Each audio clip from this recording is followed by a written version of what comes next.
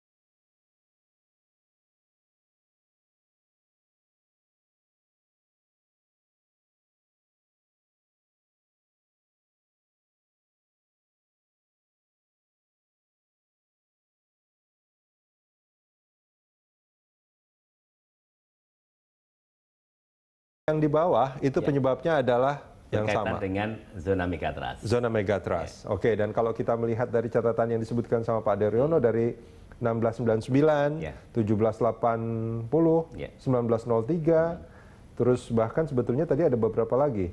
Selain sebelum 2006 dan 2009, itu ada beberapa catatan ada di Jogja. Tengah ya, tahun 1943 itu 8,2. 8,2. Oke, ini kan kalau kita melihat rentangnya di awal itu memang nampaknya agak seratusan tahun gitu ya terjadi gempa ini. Tapi di 2000 sejak 1900 sampai 2000 ini nampaknya periodenya agak lebih pendek. Lebih cepat. Oke. Ini mudah-mudahan tidak terjadi dalam waktu gempa dekat. yang Mas sebut itu Mas Rudi sebut itu adalah gempa megatrust. Artinya kalau kalau kita bicara megatrust ini yang kalau dalam pelajaran SD kita sebut gempa tektonik penyebabnya. Tumbukan antar lempeng. Ya. Di bidang kontak antar lempeng Indo-Australia dan Eurasia di selatan Jawa. Oke. Dan itu sebetulnya bukannya setelah gempa berhenti terus kemudian tidak ada gempa, sebetulnya gempanya itu pun sebetulnya masih terus terjadi karena tekanan masih terus terjadi. Karena di dalam bumi itu kan ada arus konveksi magma yang terus bergolak ya, sehingga lempeng di atas itu bergerak. Seperti kita merebus air, kemudian mendidih, kemudian kita taruh lempengan gabus, maka lempengan gabus akan bergerak sana kemari. Demikian juga kulit bumi, di bawahnya itu di dalam itu ada magma yang bergolak, arus konveksi, kemudian lempeng-lempeng di atas itu bergerak. Oke, tapi ini bukannya kalau bicara magma itu bicara soal gempa karena gunung meletus gitu. Ini beda lagi ya? Beda lagi. Karena kalau gunung api itu kan gitu, tekanan magma yang mau keluar sehingga menimbulkan fracture, rekahan, gempa-gempa kecil berupa tremor.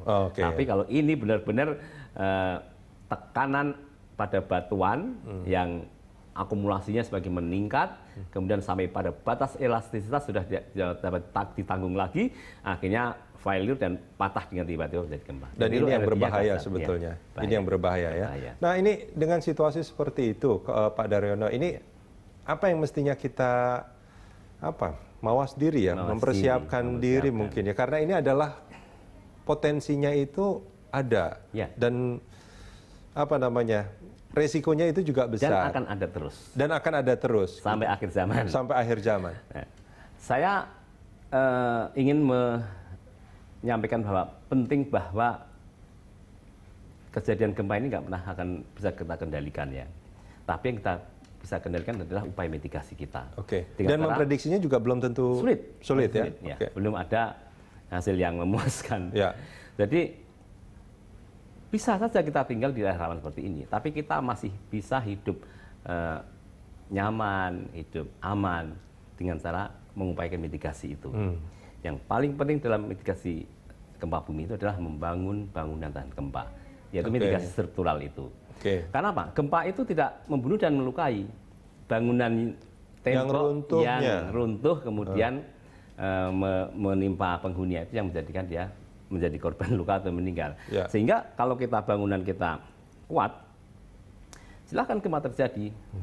aku nggak akan kerobohan rumah. Tapi kalau bangunan-bangunan yang ada saat ini paling tidak di Jakarta banyak gedung-gedung tinggi, itu bukannya dibangun sebagian sudah menghitung kemungkinan gempa itu? Kita prasangka baik saja bahwa engineer mereka sudah melakukan itu.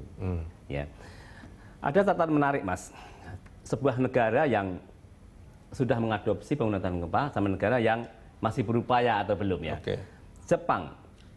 Ada gempa namanya gempa Suruga Bay, pantai Suruga itu 6,4 kedalaman 10.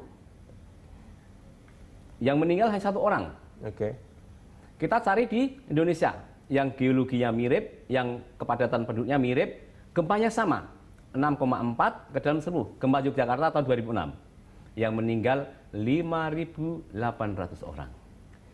Karena Pak, Jepang sejak 1980-an mendeklarasikan bahwa semua bangunan di Jepang harus tahan gempa. Dan itu juga harusnya diterapkan. Diawasi betul-betul.